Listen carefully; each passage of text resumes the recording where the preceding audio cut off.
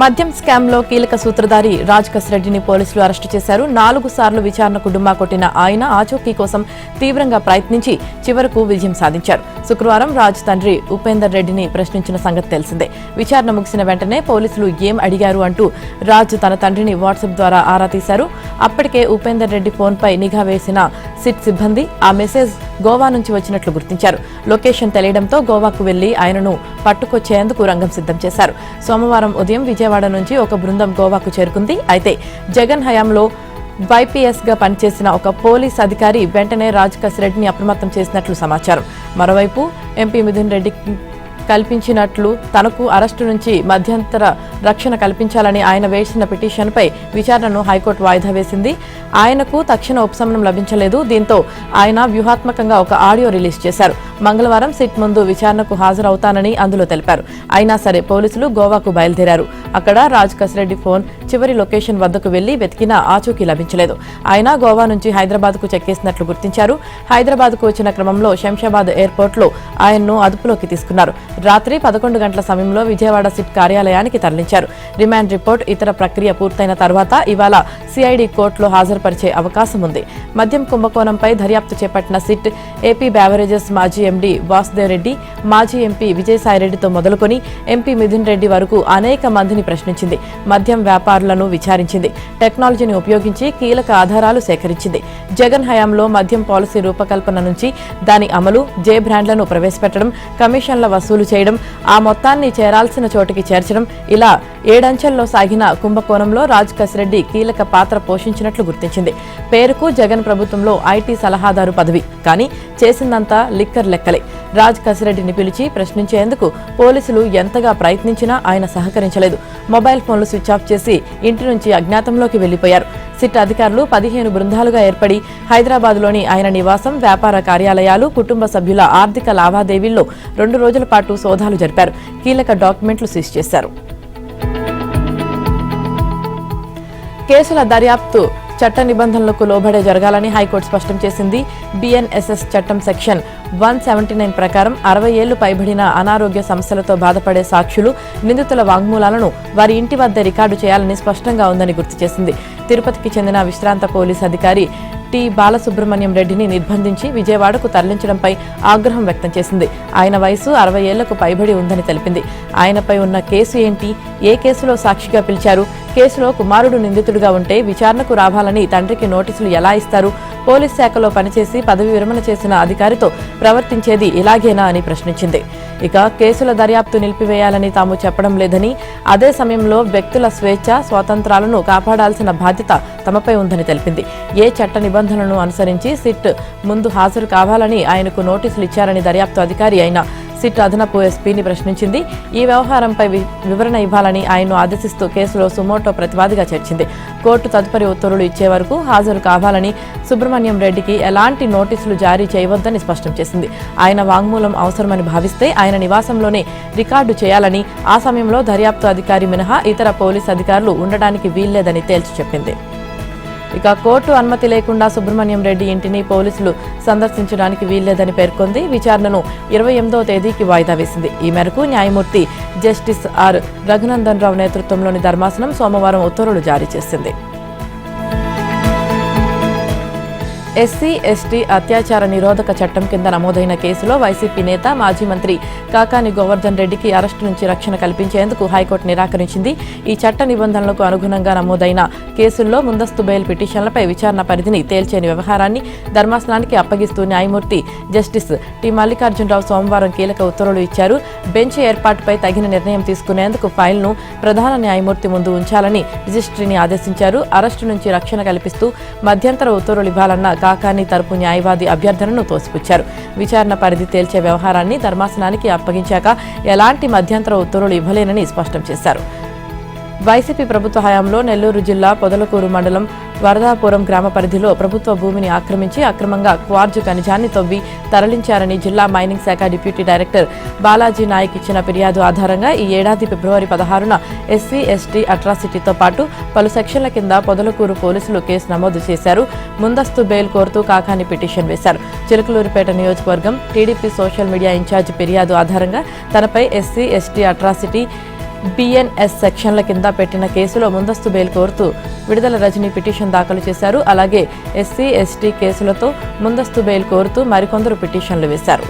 SC ST చట్టంలోని నిబంధనల కింద కేసులు నమోదైనప్పుడు ముందస్తు బెయిల్ కోసం ముందుగా సంబంధిత ఎస్సీ ఎస్టీ ప్రత్యేక కోర్టును ఆశ్రయించాలని హైకోర్టు సింగిల్ జడ్జి గతంలో తీర్పు ఇచ్చారు. అయితే నేరుగా హైకోర్టును ఆశ్రయించవచ్చంటూ కాకాని, రజని మరికొందరు పిటిషనర్లు వాదనలు వినిపించారు. ఈ వ్యవహారంపై ఇటీవల విచారణ జరిపిన న్యాయమూర్తి తీర్పు రిజర్వ్ చేశారు. తాజాగా ఈ అంశాన్ని ధర్మాసనానికి అప్పగించారు.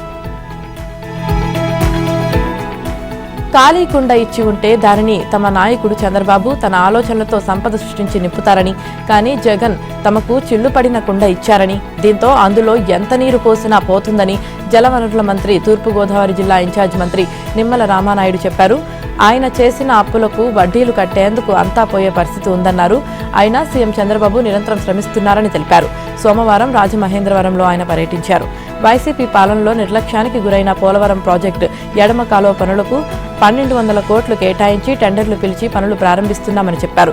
990 కోట్లతో చేపట్టిన కొత్త డయాఫ్రమ్ వాల్లో ఇప్పటికీ 202 మీటర్లకు పైగా నిర్మాణం పూర్తి చేశామన్నారు. ఈ నెల 30 నాటికి 3వ కట్టర్ అందుబాటులోకి వస్తుందని, వర్షాకాలంలో కూడా పనులు జరిగేలా చర్యలు తీసుకుంటున్నామని, ఎగువ కాఫర్ డ్యాంను బలోపేతం చేసి మే నెలాఖరుకు వాల్తో పాటు బట్రస్ డ్యాంను కూడా పూర్తి చేస్తామని తెలిపారు. సమాంతరంగా ఈసీఆర్ఎఫ్ డ్యాం గ్యాప్ 1 వద్ద పనులు చేస్తున్నామన్నారు. గ్యాప్ 2 వద్ద పనులు నవంబర్ 30లోగా మొదలు పెడతామని చెప్పారు. చంద్రబాబు లక్ష్యానికి అనుగుణంగా ప్రాజెక్టు నిర్మాణం 2027 డిసెంబర్ నాటికి పూర్తి చేస్తామని తెలిపారు. జగన్ తమ శాఖలో 18,000 కోట్ల బిల్లులు పెండింగ్లో పెట్టి వెళ్లాడని, లస్కర్లకు కూడా ఏడాది జీతాలు ఇవ్వకపోతే తామొచ్చాక చెల్లించామని చెప్పారు.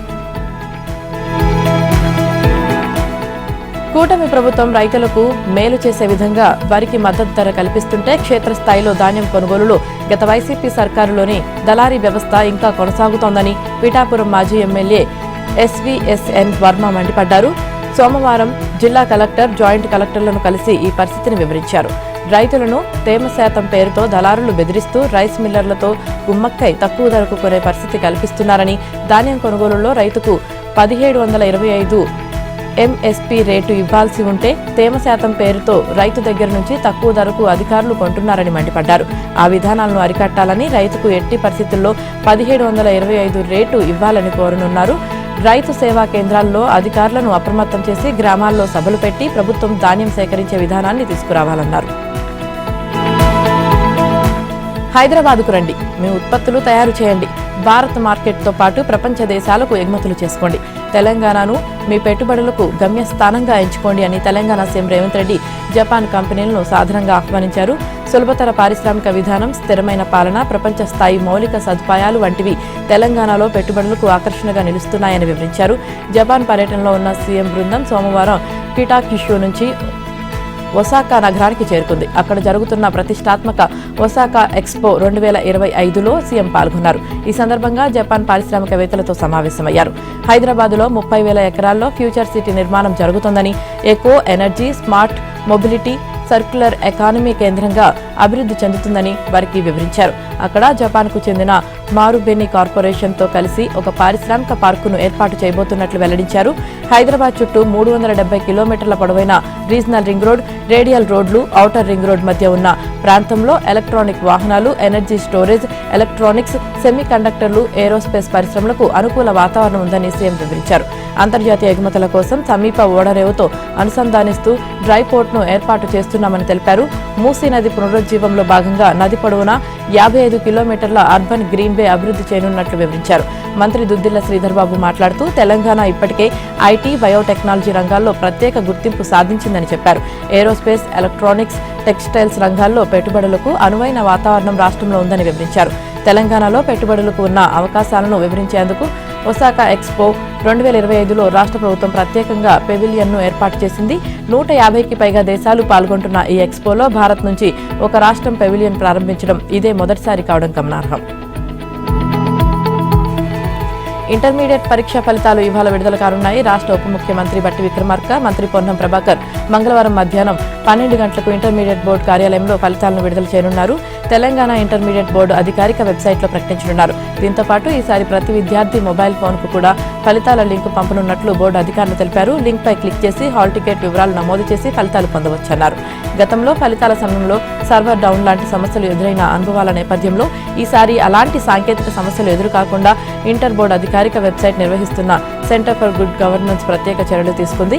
ఫలితాల నేపథ్యంలో ఇంటర్ విద్యా కార్యదర్శి కృష్ణ ఆదిత్య సోమవారం విద్యార్థుల మొబైల్ ఫోన్లకు SMS పంపారు.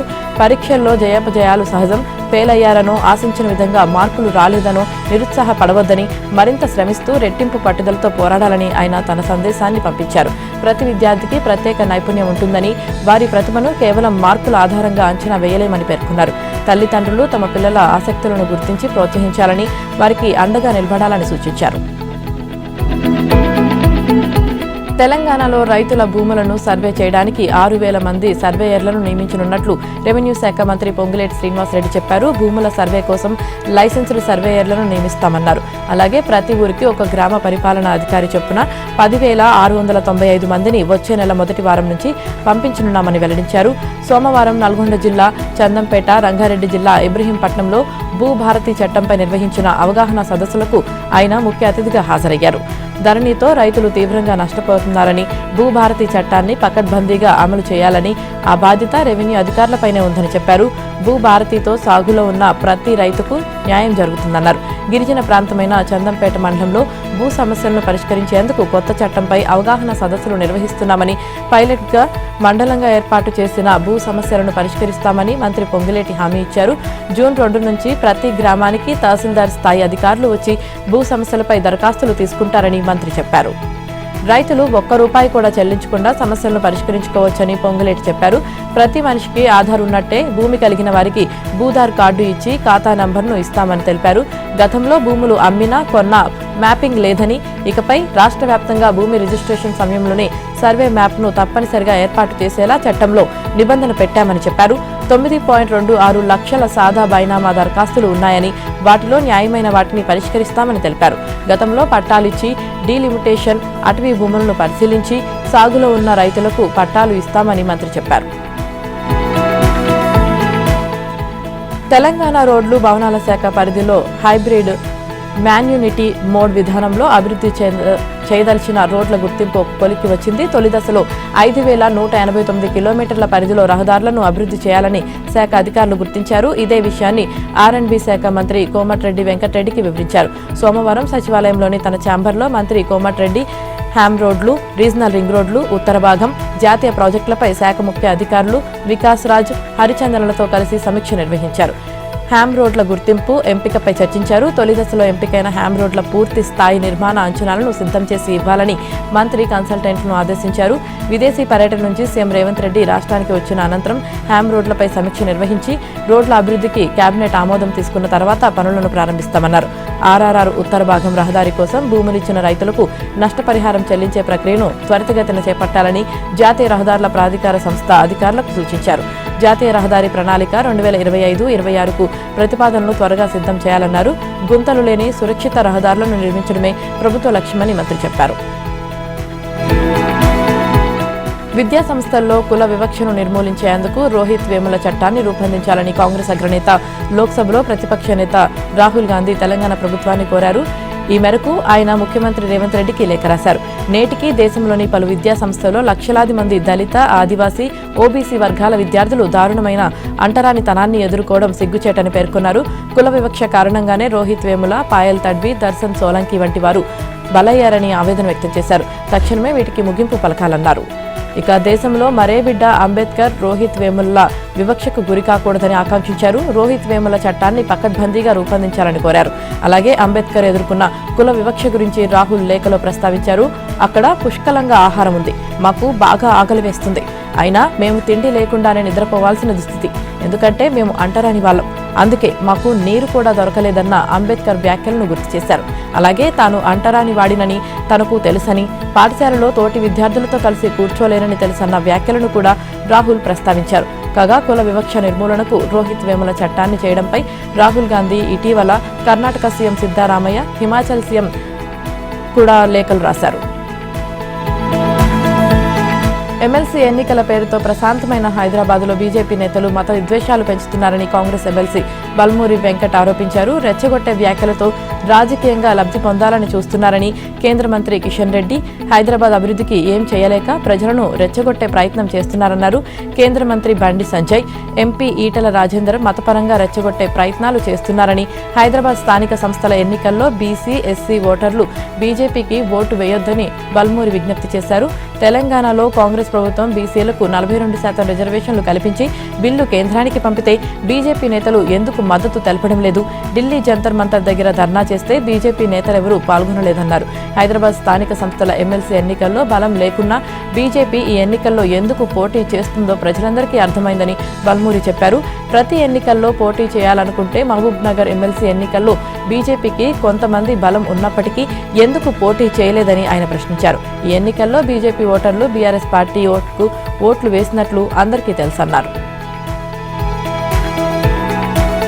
రిజర్వేషన్లను వ్యతిరేకించిన కాంగ్రెస్ పార్టీ ఓట్ల కోసం ముస్లింలకు మతపరమైన రిజర్వేషన్లు కల్పించేందుకు కుట్ర చేసిందని కేంద్ర హోంశాఖ సహాయ మంత్రి బండి సంజయ్ అన్నారు. మైనారిటీలు మెప్పు కోసం మైనారిటీ విద్యా సంస్థల్లో ఎస్సీ, ఎస్టీ, బీసీ రిజర్వేషన్లను నిషేధించిందన్నారు. సోమవారం కరీంనగర్లో సంజయ్ మాట్లాడుతూ అంబేద్కర్ రిజర్వేషన్లను ప్రతిపాదిస్తే నెహ్రూ వ్యతిరేకించారని గుర్తు చేశారు. విద్యా, ఉద్యోగాల్లో బీసీలకు రిజర్వేషన్లు కల్పించాలనే మండల కమిషన్ సిఫారసులను ఆమోదించకుండా కాంగ్రెస్ ఆ వర్గాలను అవమానించిందని మండిపడ్డారు. ఓబీసీ రిజర్వేషన్లను ప్రతిపాదించిన కాకా కమిషన్ సిఫారసులను కాంగ్రెస్ తిరస్కరించిందని పేర్కొన్నారు. ఇక బీజేపీ పాలనలో అంబేద్కర్కు భారతరత్న ఇచ్చామని బండి సంజయ్ తెలిపారు. అంబేద్కర్ జయంతిని రాష్ట్రీయ సమరసతా దినంగా ప్రకటించి 120 దేశాల్లో జయంతి ఉత్సవాలు నిర్వహిస్తున్నామని పేర్కొన్నారు.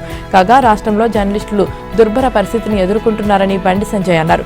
చాలీచాలని జీతాలతో నెట్టుకొస్తున్న జర్నలిస్టులను ఆదుకోవాల్సిన బాధ్యత రాష్ట్ర ప్రభుత్వంపై ఉందన్నారు. తాము అధికారంలోకి వచ్చిన వెంటనే జర్నలిస్టులందరికీ ఇళ్లు నిర్మించి ఇస్తామని హామీ ఇచ్చారు. కాంగ్రెస్, బీఆర్ఎస్ పార్టీలు మజ్లిస్ చేతిలో కీలుబొమ్మలని, ఆ రెండు పార్టీలకు సూపర్ బాస్ మజ్లిస్ అధ్యక్షుడు అసదుద్దీన్ ఓవైసీ అని కేంద్ర మంత్రి, బీజేపీ రాష్ట్ర అధ్యక్షుడు కిషన్ రెడ్డి విమర్శించారు. స్వార్థ ప్రయోజనాల కోసం కాంగ్రెస్, బీఆర్ఎస్లు మజ్లిస్ మోచేతి నీళ్లు తాగుతున్నాయని ధ్వజమెత్తారు. తెలంగాణ ఏర్పాటును వ్యతిరేకించిన మజ్లిస్కు హైదరాబాద్ స్థానిక సంస్థల ఎమ్మెల్సీ ఎన్నికల్లో బీఆర్ఎస్ మద్దతివ్వడం సిగ్గుచేటని మండిపడ్డారు. బుధవారం ఎమ్మెల్సీ ఎన్నిక జరగనున్న నేపథ్యంలో బీజేపీ రాష్ట్ర కార్యాలయంలో కిషన్ రెడ్డి పార్టీ కార్పొరేటర్లతో సమావేశం నిర్వహించారు. పచ్చి మతోన్మాద మజ్లిస్తో స్నేహం చేస్తున్న రాహుల్ గాంధీ ఏ మొహం పెట్టుకుని సెక్యులర్ అంటున్నారో సమాధానం చెప్పాలని కిషన్ రెడ్డి డిమాండ్ చేశారు. కాంగ్రెస్, బీఆర్ఎస్లు ఇప్పటికే మజ్లిస్కు హైదరాబాద్ను అప్పగించాయని, భవిష్యత్తులో తెలంగాణను సైతం అప్పగించడానికి వెనకాడబోవన్నారు. ఎమ్మెల్సీ ఎన్నికల్లో మజ్లిస్ను గెలిపించాలని అంతర్గతంగా నిర్ణయించుకున్న బీఆర్ఎస్ ఆ విషయాన్ని బహిరంగంగా ఎందుకు చెప్పడం లేదని నిలదీశారు.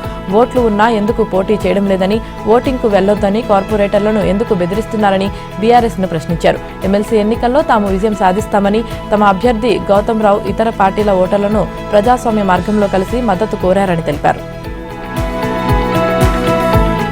వక్ఫ్ సవరణ చట్టంపై పేద ముస్లింలలో అపోహలు సృష్టిస్తూ అల్లర్లు రేపే ప్రయత్నాలు జరుగుతున్నాయని మెదక్ ఎంపీ రఘునందన్ రావు మండిపడ్డారు. దేశంలో గుణాత్మకమైన మార్పులకు ప్రధాని మోదీ శ్రీకారం చుట్టారని, సంచలనాత్మక బిల్లులు తెస్తూ ప్రజలకు న్యాయం చేయాలని ప్రభుత్వ ఉద్దేశమని తెలిపారు.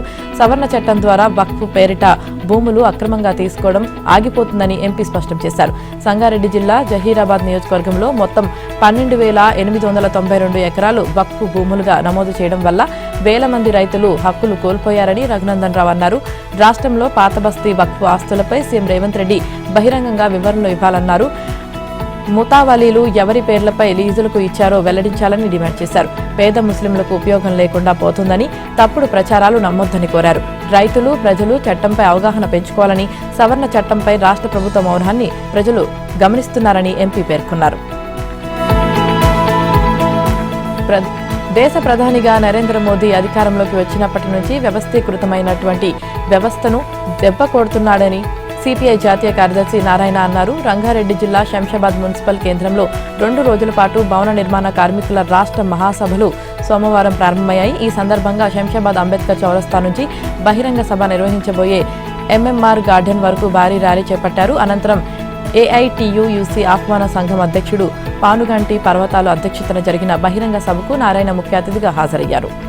కేంద్ర ప్రభుత్వానికి అనుకూలంగా ఉన్న రాష్ట్రాలకు నిధులు సమృద్ధిగా ఇస్తూ సవ్యంగా లేని రాష్ట్రాలతో గవర్నర్ వ్యవస్థ ద్వారా ఇబ్బందులకు గురి చేస్తున్నారని నారాయణ విమర్శించారు.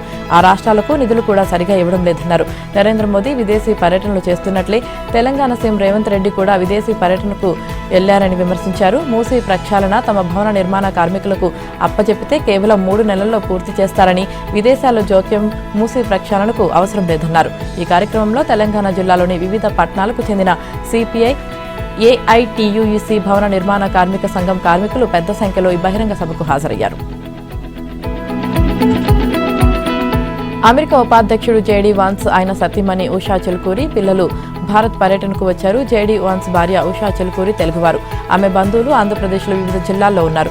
ఆమెకు నానమ్మ వరుసయ్యే ప్రొఫెసర్ శాంతమ్మ విశాఖపట్నంలో నివసిస్తున్నారు. ఇక 97 ఏళ్ల ఉషా అమ్మమ్మ చిలుకూరి కోసం మాట్లాడారు. ఉషా కుటుంబం భారత్ పర్యటనకు రావడం పట్ల ఎంతో ఆనందం వ్యక్తం చేశారు. అయితే తాను ఉషా చిలుకూరికి దూరపు బంధువు కావడంతో వారి పర్యటనకు ముందు ప్రభుత్వ అధికారులు వచ్చి తన ఇంటికి వచ్చిన వాకాబు చేశారని శాంతమ్మ చెప్పారు. పలు ప్రశ్నలు కూడా వేశారని, వాటికి అన్నిటికీ సమాధానం చెప్పారని అన్నారు. భారత్ అమెరికా సంబంధాలు మరింత బలపడే విధంగా భారతదేశ ప్రయోజనాలకు భంగం వాటిల్లకుండా చూడాలని ప్రొఫెసర్ శాంతమ్మ వారిని కోరారు. సాధారణంగా ఉపాధ్యాయులతో విద్యార్థులకు మంచి అనుబంధం ఉంటుంది. అయితే విజయనగరం జిల్లా రాజంలోని ఓ ప్రభుత్వ ఉపాధ్యాయుడు మాత్రం విద్యార్థులతో విడదీరాని అనుబంధాన్ని ఏర్పరచుకున్నారు. ఎంతలా అంటే ఆ ఉపాధ్యాయుడు బదిలీపై వెళ్తున్నారని తెలియగానే విద్యార్థులు, వారి తల్లిదండ్రులు ఆందోళనకు గురవుతున్నారు. విషయం తెలియగానే ఆ ఉపాధ్యాయుడిని బదిలీ ఆపాలంటూ ప్రజాప్రతినిధులు అధికారుల చుట్టూ తిరుగుతున్నారు. తమ మనసులు దోచిన మాస్టారును బదిలీ చేయకుండా చూడాలంటూ వేడుకుంటున్నారు. రాజాం పోలీస్ స్టేషన్ రోడ్లో ఉన్న ఎలిమెంటరీ స్కూల్లో శ్రీనివాసరావు అనే ఉపాధ్యాయుడు చాలా కాలంగా పనిచేస్తుండగా త్వరలో జరగనున్న ఉపాధ్యాయుల బదిలీలో ఆయనకు ట్రాన్స్ఫర్ అయ్యే అవకాశాలు ఎక్కువగా కనిపిస్తున్నాయి. ప్రభుత్వం విడుదల చేసిన మార్గదర్శకాల ప్రకారం ఆయనకు బదిలీ తప్పదనే సంకేతాలు స్పష్టంగా ఉన్నాయి. ఈ విషయం విద్యార్థులకు తెలిసింది. దీంతో తల్లిదండ్రులందరూ సమావేశమై ఉపాధ్యాయుని బదిలీ నిలుపుదల చేసేలా ప్రయత్నాలు చేయాలని నిర్ణయించారు. మొదట విద్యాశాఖ అధికారుల వద్దకు వారంతా వెళ్లారు. ఉపాధ్యాయుడు శ్రీనివాసరావును బదిలీ చేయవద్దంటూ విజ్ఞప్తి చేశారు. ఆ తర్వాత ఎమ్మెల్యే కొండ్రు మురళీమోహన్ను కలిసి ఉపాధ్యాయుడు బదిలీ నిలుపుదల చేయాలని కోరారు. అక్కడితో ఆగకుండా జిల్లా కలెక్టర్ను కలిసి వేడుకున్నారు. శ్రీనివాసరావు తమ పాఠశాలకు వచ్చిన తర్వాత విద్యార్థుల చదువులు మెరుగుపడ్డాయని అంటున్నారు. మరికొన్నాళ్ల పాటు అక్కడే ఉంచితే తమ పిల్లల భవిష్యత్తు బాగుంటుందని చెబుతున్నారు. ఏపీ హైకోర్టు ఆదేశాలను ఉల్లంఘించిన డిప్యూటీ కలెక్టర్పై సుప్రీంకోర్టు ఆగ్రహం వ్యక్తం చేసింది. ప్రభుత్వ అధికారులు తాము చట్టానికి అతీతులమన్న భావన తగదని హెచ్చరించింది. హైకోర్టు ఆదేశాలు ఉల్లంఘించినందుకు ఏ జైలుకు వెళ్లాలో డిప్యూటీ కలెక్టరే నిర్ణయించుకోవాలని జస్టిస్ బిఆర్ గవాయ్ సూచించారు.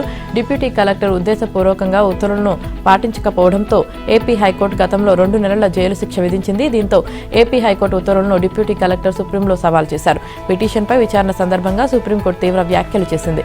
గుంటూరులో ఒక ప్రాంతం అడవి తక్కెళ్లపాడులో అక్రమాలను తొలగించవద్దని 2013 డిసెంబర్ 11న హైకోర్టు ఆదేశాలు ఇచ్చింది. ఆ ఆదేశాలను ఉల్లంఘించి 2014 జనవరిలో అప్పట్లో తహసీల్దార్గా ఉన్న ఆ అధికారి వాటిని తొలగించారు. దీన్ని హైకోర్టు కోర్టు ధిక్కారం కింద పరిగణించి 2 నెలల జైలు శిక్ష విధించింది. దానిపై ఆయన వేసిన అప్పీల్ను హైకోర్టు డివిజన్ బెంచ్ కొట్టివేసింది. దీంతో ఆయన సుప్రీంకోర్టు తలుపు తట్టారు. ఆయన పిటిషన్ సోమవారం విచారణకు వచ్చింది. ఆ అధికారి హైకోర్టు ఉత్తర్వులను ఉల్లంఘించడంపై జస్టిస్ గవాయ్ తీవ్రంగా స్పందించారు. కోర్టును ధిక్కరించి 80 మంది పోలీసులను తీసుకుని కూల్చివేతలు జరిపించడానికి వెళతారా? అక్కడ ఎన్ని ఇళ్లు కూల్చారు అంటూ ఆగ్రహించింది. హైకోర్టు ప్రతిష్టతో చెలగాటమాడితే ఎవరినైనా జైలులో వేస్తామని, ఆయన తనను తాను హైకోర్టు కంటే ఉన్నత వ్యక్తిగా భావిస్తున్నారా? చట్టాన్ని గౌరవించని వారికి ఎలాంటి మినహాయింపు ఉండదంటూ బెంచ్ వ్యాఖ్యానించింది. తనను ఆరోపణల నుంచి విముక్తి చేయాలని పిటిషనర్కు 2 పిల్లలున్నారని ఆయన తరపు న్యాయవాది అభ్యర్థించగా, ఇళ్లు కూల్చివేతల సమయంలో బాధితుల పిల్లల గురించి మీరు ఆలోచించారా? వారి సంగతేమిటి? ఆయన జైలులో ప్రభుత్వ ఆతిథ్యం స్వీకరించాల్సిందే అంటూ ధర్మాసనం హెచ్చరించింది. యాదాద్రి భువనగిరి జిల్లా నయీం కబ్జాకి గురైన తమ ఫ్లాట్స్ను తిరిగి తమకు ఇప్పించాలని కోరుతూ కలెక్టరేట్లో బాధితులు వినతి పత్రాన్ని సమర్పించారు. భువనగిరిలో వివిధ సర్వే నెంబర్లలో శ్రీ లక్ష్మీ నరసింహస్వామి కాలనీని 90వ దశకంలో ఏర్పాటు చేశారు. 1756 ఫ్లాట్లను ప్రజలు తమ పొదుపుతో, కొందరు నెలవారీ వాయిదాల పద్ధతిలో వాటిని కొనుగోలు చేశారు. కానీ నయీం తన అనుచరులు ఆ ఫ్లాట్స్ను ఆక్రమించి నకిలీ దస్తావేజులు సృష్టించి 2006లో ఇతరులకు విక్రయించారు. నయీం మృతి చెందిన తర్వాత కాలనీలో కొనుగోలు చేసిన వారందరూ భువనగిరి ఆర్డీఓ, జిల్లా కలెక్టర్లలో ఫిర్యాదు చేశారు. దీంతో బాధితులకు అనుకూలంగా తీర్పు వచ్చిందని ఫ్లాట్స్ యజమానులు వెల్లడించారు. కాగా నయీం అనుచరులు హైకోర్టులో ఈ ఫ్లాట్స్ పై స్టే తెచ్చుకున్నారని, దాన్ని కూడా ఎదుర్కొని తమకు అనుకూలంగా తీర్పు తెచ్చుకున్నామని ఫ్లాట్స్ యజమానులు అంటున్నారు. ఇటీవల ఆ ఫ్లాట్స్పై నయీం అనుచరులు ప్రొహిబిషన్ ఆర్డర్ తెచ్చుకున్నారని తెలిపారు. తమకు ముందుగా అనుకూలంగా ఆర్డీఓ, కలెక్టర్ తీర్పు ఇచ్చారని, దాన్ని అమలు చేయాలంటూ కలెక్టరేట్లో వినతి పత్రాన్ని సమర్పించామని అన్నారు. 2016 నయీం మృతి అనంతరం సిట్ దర్యాప్తు ప్రారంభించగా ఇప్పటి వరకు ఛార్జ్షీట్ దాఖలు చేయలేదని బాధితులు ఆరోపించారు. ఫ్లాట్స్ యజమానులంతా 2019లో హౌసింగ్ సొసైటీగా నమోదు చేసుకున్నామని, తమ ఫ్లాట్స్ కోసం అందరం పోరాడుతున్నామని అన్నారు. రూపాయి కూడబెట్టి కొనుగోలు చేసిన ఇంటి స్థలాన్ని తమకు న్యాయంగా అందేలా చూడాలని ప్రభుత్వాన్ని వారు కోరుతున్నారు. ఆర్థికంగా ఉన్నవారే టార్గెట్గా నకిలీ పూజలతో నమ్మించి 10 లక్షల విలువైన బంగారాన్ని ఎత్తుకెళ్లిన ఘటన కడప జిల్లా జమ్మలమడుగులో వెలుగు చూసిన ఘటనలో 2 నిందితులను పోలీసులు అరెస్టు చేశారు. గత నెల 24వ తేదీన జమ్మలమడుగు ఎస్సీ కాలనీలో దంపతులు సుజాత, చంద్రశేఖర్ నివాసముంటున్నారు. సుజాత చిల్లర అంగడి పెట్టుకుని జీవనం సాగించేది. వీరికి ఒక కుమారుడు, కుమార్తె ఉన్నారు. అయితే కుమార్తె తరచూ అనారోగ్య సమస్యలతో బాధపడేది. హైదరాబాద్కు చెందిన పాపమ్మ, వెంకటమ్మలు అనే 2 మహిళలు ఈ విషయం తెలుసుకుని కనకమ్మ, శ్రీను వారిని చేరవేశారు. దీంతో కనకమ్మ సుజాత ఇంటికి వెళ్లి పూజ చేస్తే మీ కుమార్తె ఆరోగ్యం మెరుగవుతుందని ఆశ కల్పించారు. నమ్మిన సుజాత దంపతులు ఇంట్లోని బంగారంతో పాటు బియ్యం వారికి అందించారు. ఒక స్టీల్ బాక్స్ లో బంగారం నగలు, బియ్యము ఉంచి పూజ చేసినట్లు నటించింది. దంపతులిద్దరిని ఏమార్చి అంతే బరువున్న మరో బాక్సును అక్కడ ఉంచి దీనిని ఎలాంటి పరిస్థితుల్లో సాయంత్రం వరకు తెరవవద్దని హెచ్చరించి వెళ్లిపోయినట్లు డీఎస్పీ వివరించారు. అనుమానంతో కాసేపటి తర్వాత బాక్స్ తెరవగా అందులో బియ్యం మాత్రమే ఉండడంతో మోసపోయామని గుర్తించి పోలీసులకు ఫిర్యాదు చేశారన్నారు. బాధితుల ఫిర్యాదుతో నిందితులు కనకమ్మ, శ్రీనులను అరెస్టు చేసినట్లు డీఎస్పీ చెప్పారు. హైదరాబాద్కు చెందిన 2 నిందితులు పాపమ్మ, వెంకటమ్మ పరారీలో ఉన్నారని తెలిపారు. నిందితుల నుండి బంగారు లాంగ్ చైన్, 2 కడియాలు, ఒక హారము, మొత్తం 10 లక్షల రూపాయల విలువైన వస్తువులను స్వాధీనం చేసుకున్నామన్నారు. గుంటూరు జిల్లా బుర్రిపాలెం రోడ్లోని పశు వైద్యశాలలో నందులపేటకు చెందిన తాడిబోయిన వీర రాఘవ అనే రైతు తన వద్ద ఉన్న ఒంగోలు జాతి ఆవు ఎదకు రావడంతో గత ఏడాది జూలై 19న బుర్రిపాలెం రోడ్లోని పశు వైద్యశాలకు తీసుకువెళ్లాడు. అక్కడ డాక్టర్ నాగిరెడ్డి చికిత్సకు వచ్చిన ఆవుకు ఎద ఇంజెక్షన్ చేశారు. దీంతో గర్భం దాల్చిన ఆవు సోమవారం ఒక మగదూడ, ఒక ఆడదూడకు జన్మనిచ్చింది. ఈ విషయమై పశు వైద్యశాల assistant director doctor J Nagireddy ఈ సందర్భంగా మాట్లాడుతూ ఒంగోలు జాతి ఆవుకు కవలలు రెండిటిలో ఒకటి మగ, ఒకటి ఆడది కావడం అరుదైన అంశమన్నారు. ఒకే అండం ద్వారా కవలలు పుడితే అవి 2 ఆడ లేదా మగవిగా పుడతాయని, వేర్వేరు అండాల ద్వారా 2 దూడలు పుట్టినప్పుడు ఒకటి ఆడ, ఒకటి మగ పుడతాయని తెలిపారు. ఇది అరుదుగా జరిగే సంఘటనగా ఆయన వివరించారు. 2 దూడలు ఆరోగ్యంగానే ఉన్నట్లు తెలిపారు. రైతు వీర రాఘవ వద్ద 4 ఆవులు, 2 గేదెలు ఉన్నాయి. వ్యవసాయంలో రైతుకు సాయంగా ఉండే ఒంగోలు జాతి పశువుల పోషణ చేస్తున్న వీర రాఘవయ్యను డాక్టర్ నాగిరెడ్డి ప్రశంసించారు. శ్రీ సత్యసాయి జిల్లా మడకశిర మండలం భీమరాయనపల్లి గ్రామ సమీపంలో కంప చెట్ల మధ్యలో పేకాట స్థావరంపై పోలీసులు దాడులు నిర్వహించారు. 4 నిందితుల్ని పట్టుకుని వారి వద్ద నుంచి 90,000 రూపాయల నగదు, 4 ద్విచక్ర వాహనాలు, 4 మొబైల్ ఫోన్లు, పేక ముక్కలు స్వాధీనం చేసుకుని కేసు నమోదు చేశారు. మడకశిర పోలీసులకు అందిన సమాచారంతో పోలీసులు సాధారణ దుస్తులు ధరించి సామాన్యుల్లాగా పేకాట స్థావరంలో ప్రవేశించారు. డబ్బును పెట్టి జూదం నిర్వహిస్తున్న సమయంలో మెరుపు దాడి నిర్వహించారు. ఆ దాడిలో పలువురు పారిపోగా 4 నిందితులు పట్టుబడ్డారు. మిగిలిన వారి కోసం గాలిస్తున్నామని సిఐ తెలిపారు. మడకశిర ప్రాంతంలో ఎలాంటి అసాంఘిక కార్యకలాపాలు జరుగుతున్నా వెంటనే పోలీసుల దృష్టికి తీసుకువెళ్లాలని సిఐ నగేష్ విజ్ఞప్తి చేశారు. బానుడి బగబగలతో రాష్ట్రం మండిపోతుంది. ఎండల తీవ్రతతో ప్రజలు ఉక్కిరిబిక్కిరి అవుతున్నారు. రాష్ట్ర వ్యాప్తంగా 24 గంటల వ్యవధిలోనే వడదెబ్బ తగిలి 9 మంది మృత్యువాత పడ్డారు. కామారెడ్డి జిల్లాలో సోమవారం అత్యధికంగా 44 డిగ్రీలు, కామారెడ్డి జిల్లాలోని పిట్లం, నిర్మల్, ఆదిలాబాద్లో 43.8 డిగ్రీలు ఉష్ణోగ్రతలు నమోదయ్యాయి. కరీంనగర్ జిల్లాలో 43.4, మంచిర్యాలలో 42.8, సిరిసిల్ల జిల్లాలో 42.2, మెదక్ జిల్లాలో 42.2, ఖమ్మం జిల్లాలో 41.5 డిగ్రీల మేర ఉష్ణోగ్రతలు రికార్డయ్యాయి. ఉష్ణోగ్రతలు నమోదవుతాయని హైదరాబాద్ వాతావరణ కేంద్రం హెచ్చరించింది. 2, 3 మినహా అన్ని జిల్లాలకు ఆరెంజ్ అలర్ట్ జారీ చేసింది. ముఖ్యంగా పెద్దపల్లి, మంచిర్యాల, ఆసిఫాబాద్, జగిత్యాల, జయశంకర్, భూపాల్పల్లి, కామారెడ్డి, ఆదిలాబాద్ జిల్లాలో గరిష్ట ఉష్ణోగ్రతలు నమోదయ్యే అవకాశం ఉందని తెలిపింది. ఇరు దేశాలకు లాభదాయకంగా ఉండే వాణిజ్య ఒప్పందం దిశగా భారత్, అమెరికా అధికారుల మధ్య జరుగుతున్న చర్చలు చెప్పుకోదగ్గ ప్రగతి సాధించడాన్ని భారత ప్రధాని నరేంద్ర మోదీ అమెరికా ఉపాధ్యక్షులు స్వాగతించారు. సోమవారం వారిద్దరూ ప్రధాని నివాసంలో ఇరు దేశాల అధికారులతో కలిసి రక్షణ, ఇంధనం, వ్యూహాత్మక సాంకేతిక పరిజ్ఞానంలో మరింత సహకారంగా గురించి విస్తరంగా చర్చలు జరిపారు. చర్చలు అనంతరం మోదీ వాన్స్ కుటుంబానికి విందు ఇచ్చారు. తెలుగింటి అల్లుడైన జేడీ వాన్స్ తన భార్య ఉషా చిలుకూరి 3 పిల్లలతో విందుకు హాజరయ్యారు. చర్చల సందర్భంగా మోదీ అమెరికా అధ్యక్ష, ఉపాధ్యక్షులకు శుభాకాంక్షలు తెలిపారు. ట్రంప్ ఈ ఏడాదే భారతదేశ పర్యటనకు వస్తారని ఆశాభావం వ్యక్తం చేశారు. మోదీ, వాన్స్ అనేక జాతీయ, అంతర్జాతీయ అంశాలపై అభిప్రాయాలను పంచుకున్నారు. రష్యా, ఉక్రెయిన్ సమస్యలను ఇరు దేశాలు చర్చల ద్వారా పరిష్కరించుకోవాలన్న అభిప్రాయాన్ని మోదీ, వాన్సులు వ్యక్తం చేశారు. ట్రంప్ తలపెట్టిన మేక్ అమెరికా గ్రేట్ అగైన్ అలాంటిదే తాను తలపెట్టిన వికసిత్ భారత్ అని మోదీ గుర్తు చేశారు.